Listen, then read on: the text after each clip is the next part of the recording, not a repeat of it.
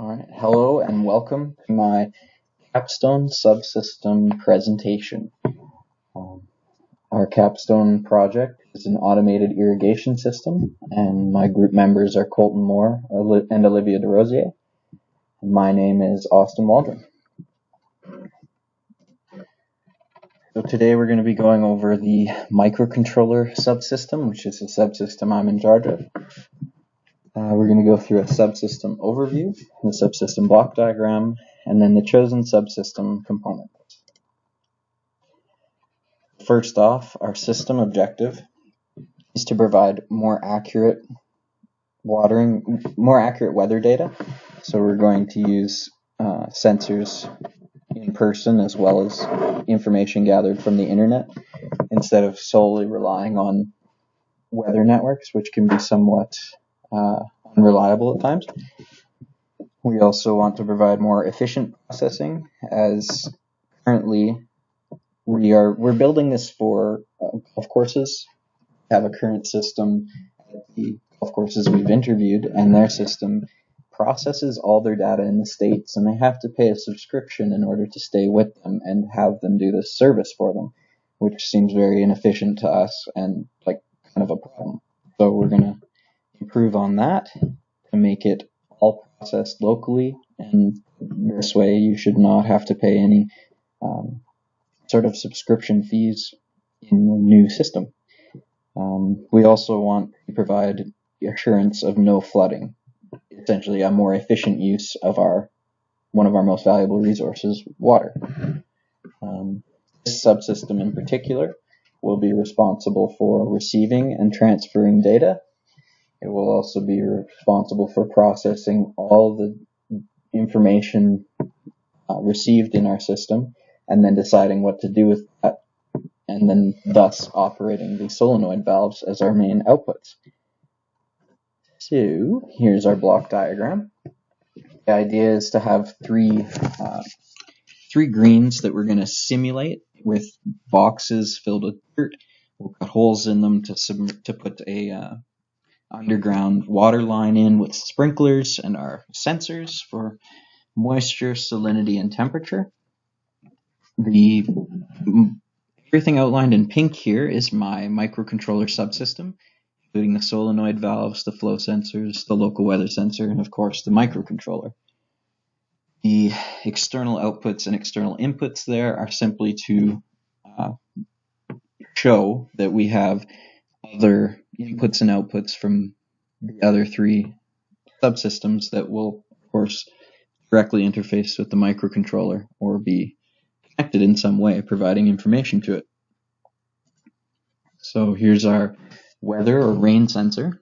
It's an Arduino rain sensor. It's pretty simple. They're like $3 if you want to buy one, sort of thing. They're pretty efficient because there's not much to them. They use, as you can see on the big chip there's two lines. If you look closely, they don't actually connect at any point along the chip. The idea is when water gets on there, it will connect the two lines, forming a connection between those two pins, and thus allowing a voltage to flow from one pin to the other. Then that smaller chip has a comparator on it, and this comparator will normally sit with a high voltage output for our microcontroller, indicating that there is no water on this chip. It has not rained. Then when it makes a connection due to water connecting the two lines, it will, or something else conductive, I suppose, but the idea is to protect them so that only water can make the connection. Then the comparator will drop in voltage. It'll go low. And the idea is then we'll know for sure if it rained that day or not by looking for this signal on our microcontroller throughout the day. So these will obviously have to be placed away from water sources, as well as the sprinklers for each green. And other than that, there's not really much to them. We may look into providing some sort of housing for them in order to keep them away from any other external water sources. But for the most part, as long as they're out in the open and away from water hazards on the golf course, and sprinklers, they should function properly. Sorry, the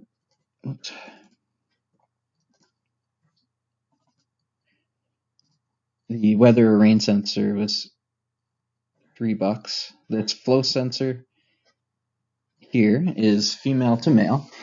It's a 1/2-inch inline flow sensor.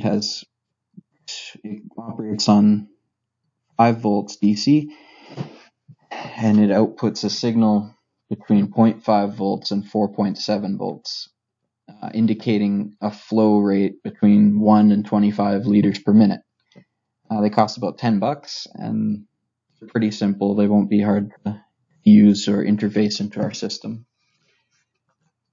The microcontroller here is the STM F103RB Nucleo board. It's a new board that we just started using in our classes this year. So it costs $20, and it's pretty easy for us to port it over to our project, as we've already learned how to initialize it and run basic parts of it, like USART or the GPIO pins to operate lights or any sort of GPIO you'd like to hook up. So for our project, we'll be mainly using the USART. The USART will be used with a XB module. Use Zigbee, which is a form of wireless communication similar to Wi-Fi, but lower power and lower range. So these modules will connect to the USART on our main microcontroller, and via the wireless gateway in another subsystem, will allow the microcontroller to receive all the data from our sensors with the temperature, salinity, and soil moisture. The idea is the three sensors will get that value, put it into a 64-bit number, and then send it, as I said, via USART to our main microcontroller, which will then decode our encrypted number, if you will, to determine the values from each sensor on each green. Using this information, it'll then determine, based on user input, how much soil moisture they want on each green, or how much total water they want, or a time. Will then operate the solenoids based on those inputs. So we have a user interface in another subsystem that will connect directly to the microcontroller, and with that they can enter simple commands such as 30M, and this will manually override the sprinklers to all run for 30 minutes. So it's just kind of a batch run option for our system. Then there's also the web interface, again in another subsystem, which is why I've labeled them external outputs there.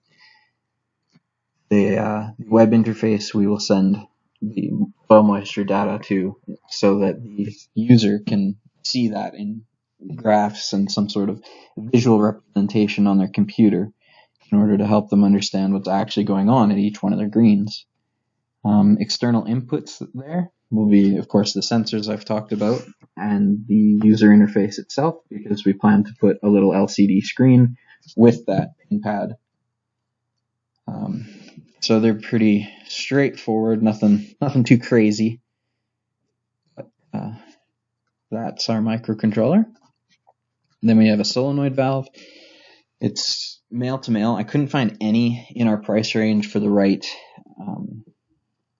size of pipe to be male to female. So this won't be hard to accommodate for, though. I'll just get an adapter to convert one end to be female, and thus it will be in line and do exactly what we want. They cost about $10 a piece, and as I said, they basically just control water, so they're nothing too crazy, just an on-off valve for our sprinklers.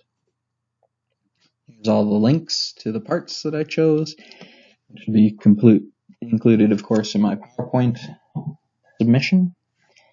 And I think that's all I got for you. So thanks for listening. Have a good day.